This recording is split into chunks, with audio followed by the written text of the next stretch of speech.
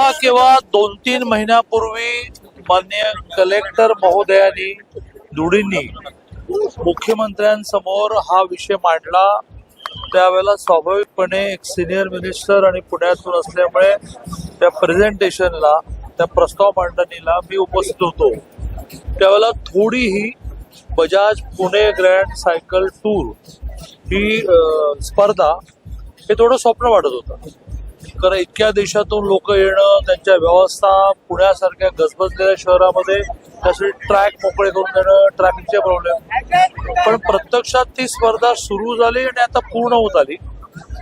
आज पुण्याचं नाव सगळ्या जगभर गेलं आणि पुण्याच्या इतिहासामध्ये नोंद झाली की इतका मोठा इव्हेंट पुण्यामध्ये झाला. जसं बुकफेस्ट तिसऱ्या वर्षी झालं, जे पुस्तकाचं प्रदर्शन NBT नॅशनल बुक ट्रस्टच्या वतीने झालं की ज्याच्यामध्ये ह्या वर्षी 100 कोटी रुपयाची पुस्तकं विकली गेली. तो एक आता मोठा लँडमार्क झाला आणि पुस्तकांची राजधानी आता पुण्याला डिक्लेअर करते. तसं हा आता दरवर्षी इव्हेंट होत गेला तर त्याच्यातून जगभरामध्ये पुण्याचं नाव इस्टॅब्लिश. त्यामुळे मी खूप आनंद व्यक्त